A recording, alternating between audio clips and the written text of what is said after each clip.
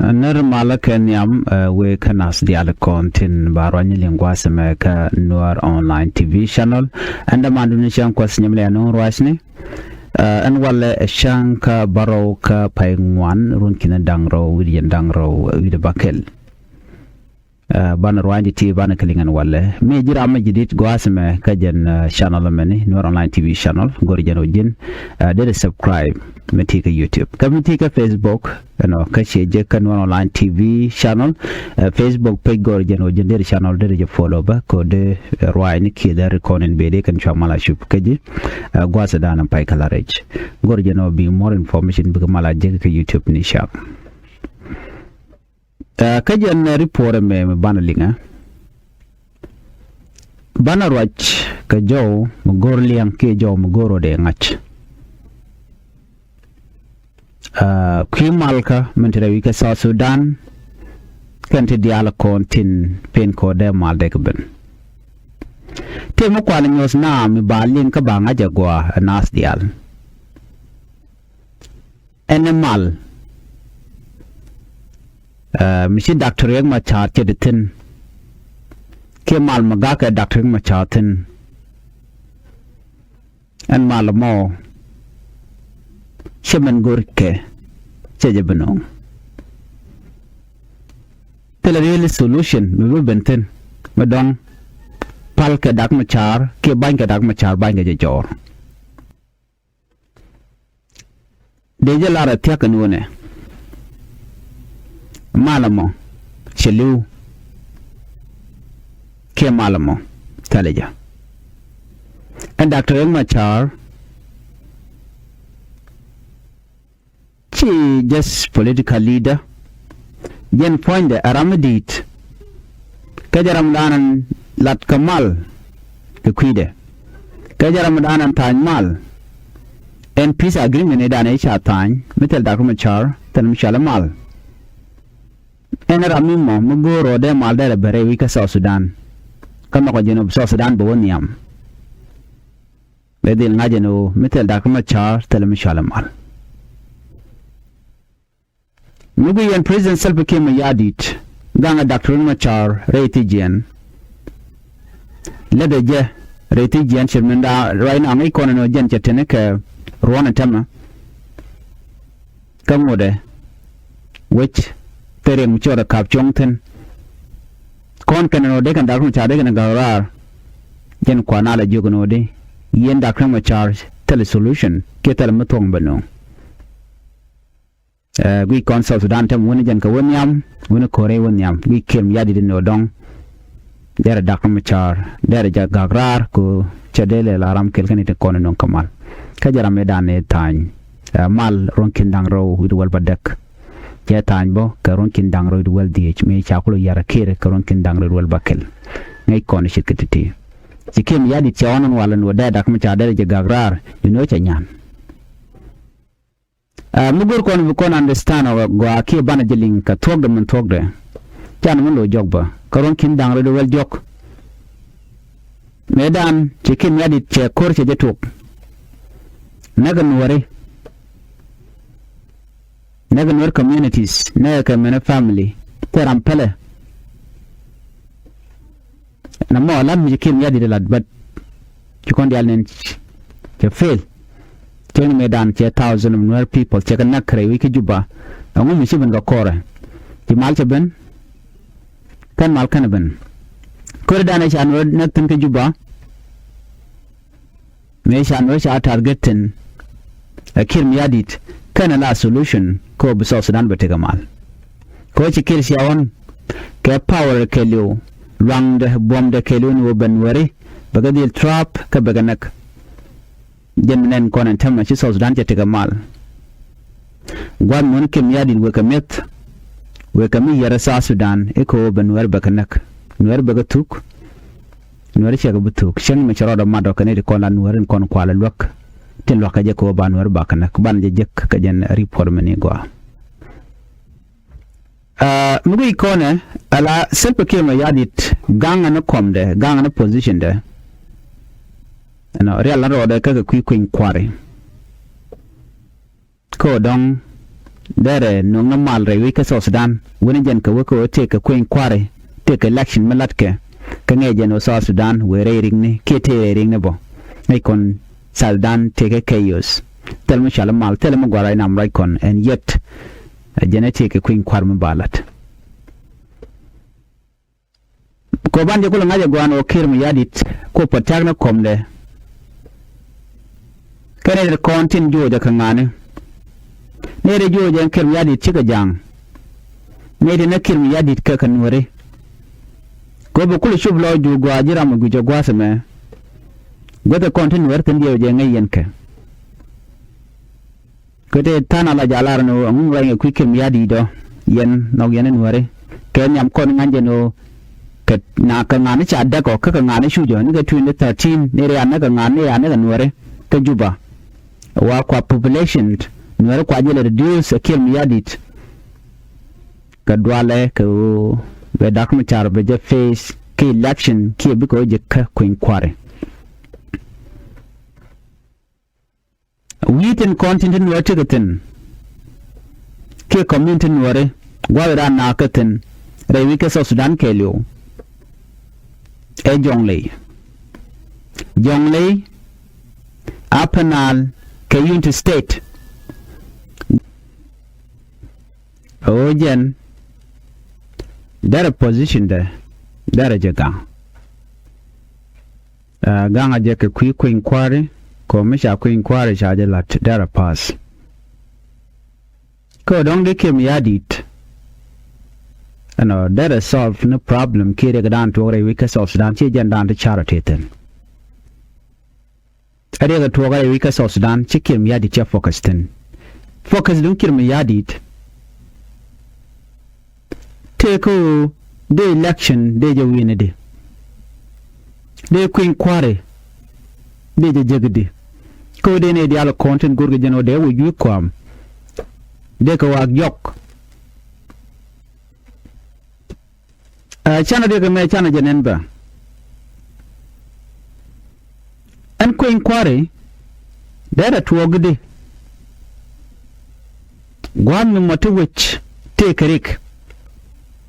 liuna ni shang de kon shular no shit kan wore nuwar na kan shang saga ju doro ken de kon ngaje no sa Sudan gwada dan tuwogre tin longa dan wore ko jan gwada de target kirm yadi teten ko go jur tin kon wan wer wakanek ko ni Uganda ko go tet ko go ber ko ka mane de shalka tomorle we ne kiji ko tere aba de ko laro we ne ka chai ne de ne dial amina de ne dial be ka door to goal ke ku go ban wer ba ka juj ba ka displace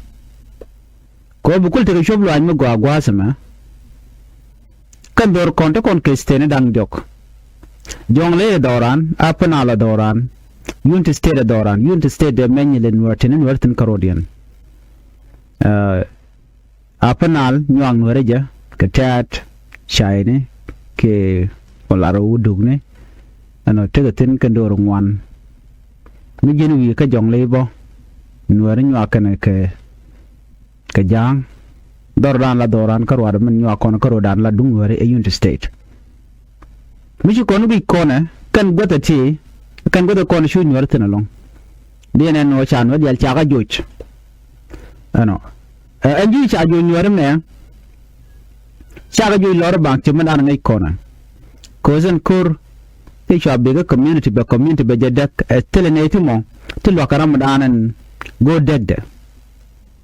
so te gane te motul wakan nuari kan wakaje kitil wakaje ko ban nuari bakan nak so situation mission na me en wadial jaga yar de kona chune na some politician te lan nuari sikan chunkel kan nuari chunkan kel kekir ko kwakaka ka jaga go de kan nuari kan nak chirmelet kan warade tene de shaden yalla ko ba ka use self kirma yadit kan politician to kan wore ku ka family ni ken ku kana target na kan Nuer target din ke lute ko de Nuer ten kon lo ko rai din de na gade jem nen kon ta ma joy kan Nuer dial wi ni ken den kon te gutin wi en stene wena ka kan county level wena ka payam ne ke wena ka buma ne dial ya joj tel gwam gwa ka joj ka ngane joj kan Nuer pan ken ko la use self ke me yadit ka kwiko e wa ken shun kan ka doctor machar amu tuok mi chikana me ka je kone chal Nuer ko dam tijba situation mi chikana men tuogedi mi wud janka bag Nuer kwa Nuer be ka use lo na kan sia mana ken ka kwiko shun kan kel ka dak machar amu tuok mi chikana me ka jema akwiko self kema yadit kumade dwale ko be kan election we can lose dwalken ka supporter Dr. Riek Machar dwalken kan wari tin konin ci chun kel ke kirma yadit so kujamo focus den kele ci ko ni titi ni kan chun kel ke kirma yadit naga ka ci kan lose joje ga ci kan lose ajeno ci kan bitira wi ke sos dan ba ka dil joj buga ci na DP bi ci refugee camp so focus den te ko ban wer ba ka negede challenge yu yala ken kan use South Sudan dial resources liet dame ba ka dil use ko ba ne dial ba ka kok ba don wer ba je dak ba dor ken ba ka dak weekend wadul ken ba ka wang buka jien chicken bu pur tel kon bu kan sham bu lu ka boat ba ka na ka jot ko ngai kona ko me tong shang ate ka jot ngwana lo ko la nat la kan ngwan gwa kel kan ai kona rik la to kan gwa dan chena ngwan gwa kel chiga ye nat in content when mo to kon ye to gol bu joy bro da tok gwa dan share kon ngwane ko sanitation la jala ri no ngone mi na bun gwa kel ka ko ye tok la kona nga jeno ti dia la ti je la kan to gwa dan ngwana ko la ji jeng bla bna ti gwa kel so no mone la jwa la kanonga anjoy mo kel mitung na kanang na ci konnen kolora joy kel kaloko be kem yadit be jiare kwara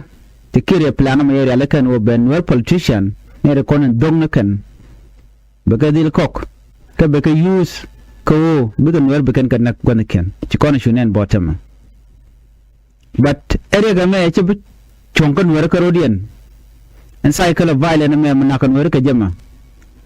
joy ka na ka ko kan chicken chung kel ka kum kirmi yadit kan mo to wi mono bramme mo mi chung je kel bi on naga ko che bi chonga je ke election ko kwar me kan to dino dwal ko dwal nga dwal kirmi yadit ko mi che dwal ngum naga nuare kan mo che no je no ba ko kwar ba je lada mala ko kwar ya to go mo gwa dan cha nuare cha ga na ke cha ga display second ko la joy kan ka ko che na de lo gwa mo na kana ten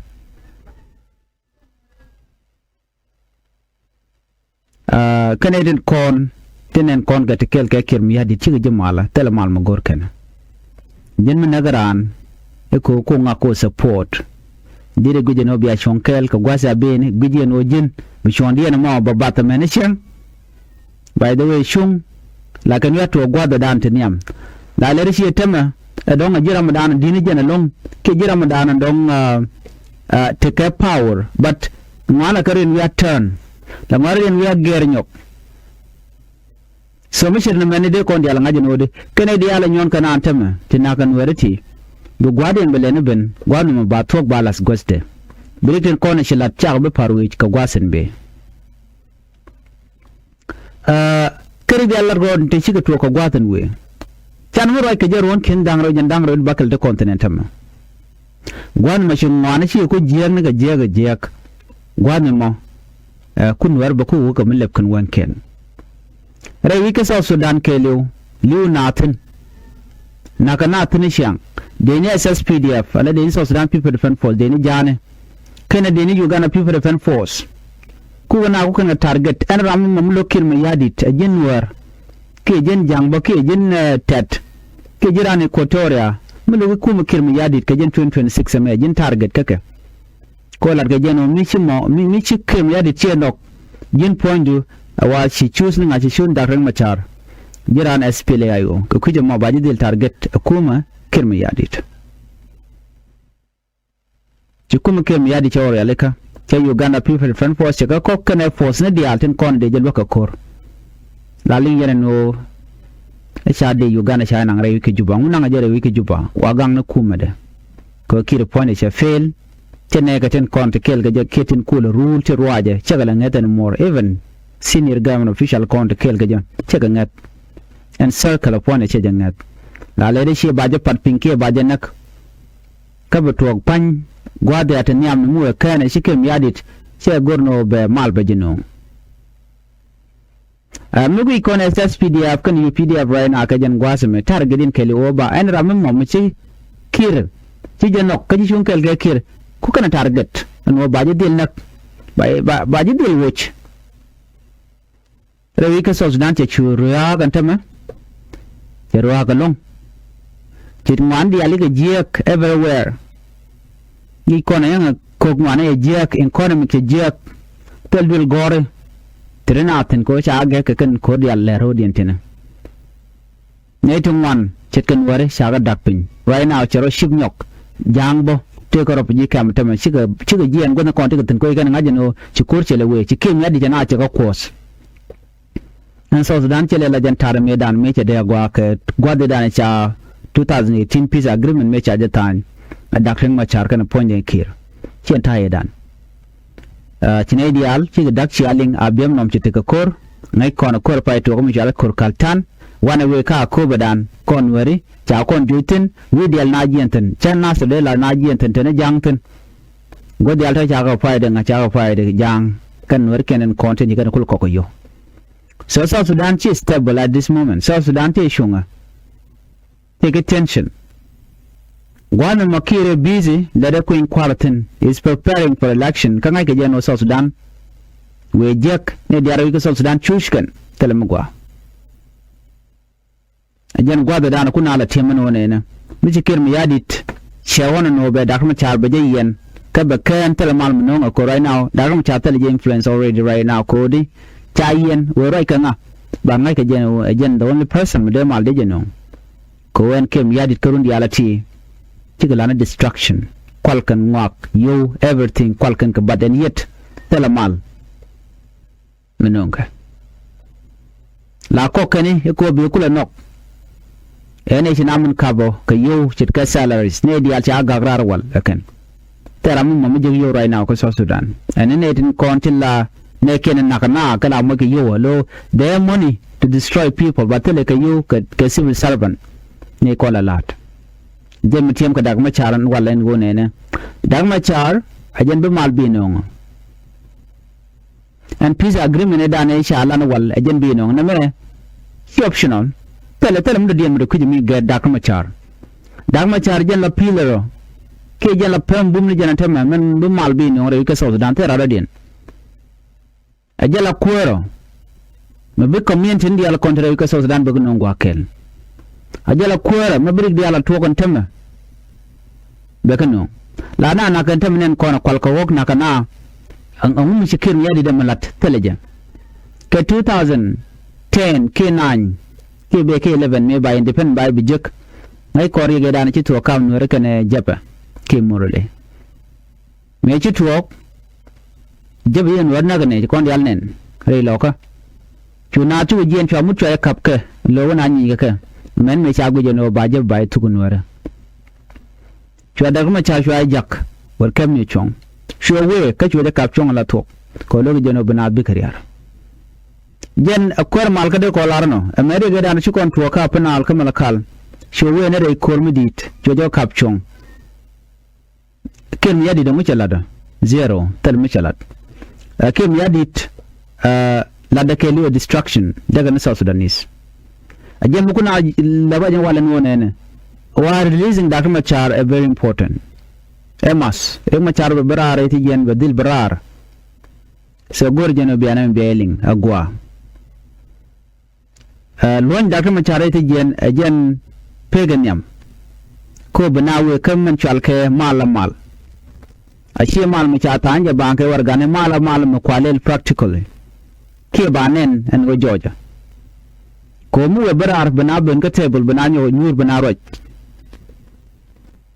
ka bi community ni tin rewi ka South Sudan bu nyo nyur ken bari kena kon inshallah da kem yade baala parwe jamaat ka bi kan kodi alat ko rodin tinin tama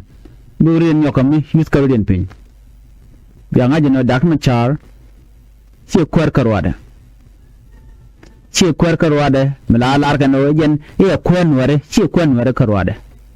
kwer South Sudanese kwer jinubin